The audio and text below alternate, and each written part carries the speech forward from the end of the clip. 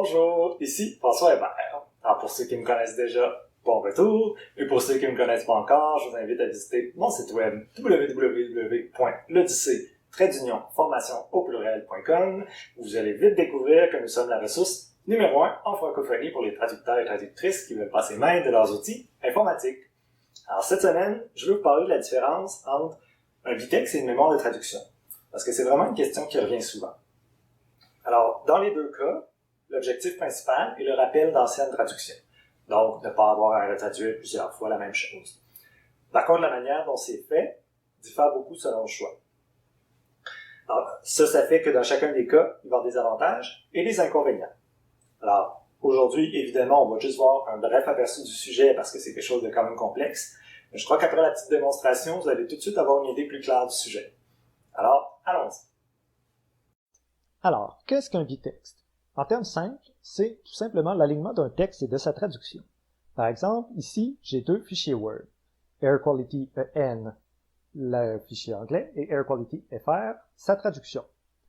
Alors, l'alignement, c'est un processus qui est vraiment complexe. Par exemple, on sait qu'on ne peut pas seulement aligner une phrase une à la suite de l'autre, parce que parfois en traduction, une phrase est rendue par deux phrases, ou l'inverse. Des fois, il y a des phrases qui sont déplacées, etc. Donc, il faut un logiciel qui a un algorithme vraiment complexe et bien développé pour que l'alignement soit bien fait.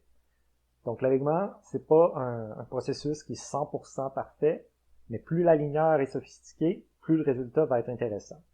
Alors, celui qui est probablement le meilleur et le plus connu, c'est celui qui est compris dans Logiterm, donc Logiterm Pro ou Logiterm Web.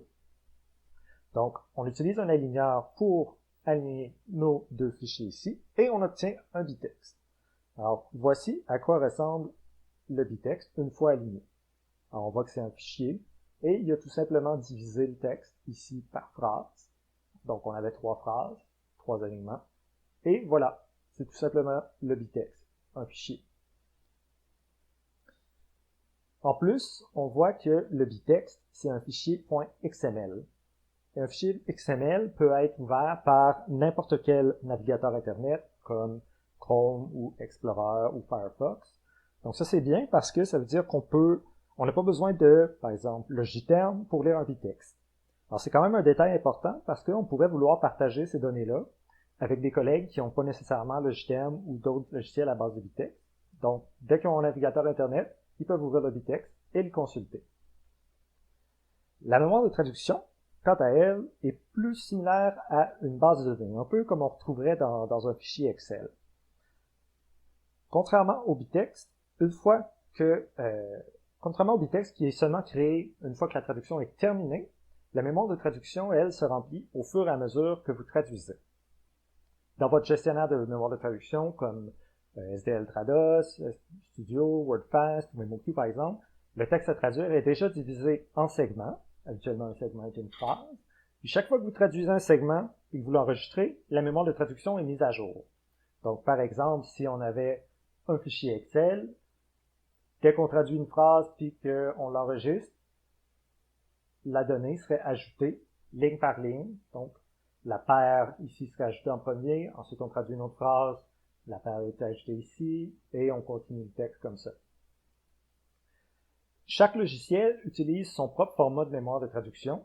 Par exemple, SDL Trados Studio utilise des fichiers .sdltm, donc l'extension du fichier ici.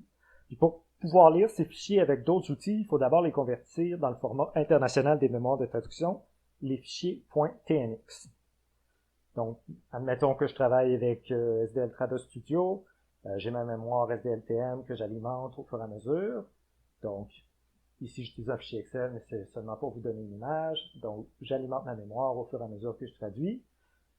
Bon, ben, admettons que je voudrais la transférer à quelqu'un qui n'a pas Studio pour qu'il puisse la lire. Il faudrait que dans Studio, j'utilise la fonction pour convertir mon SDLTM en TNX. Et ensuite, le fichier TNX pourra être ouvert par les autres, avec n'importe quel autre logiciel, dont Logiterm, MemoQ, etc.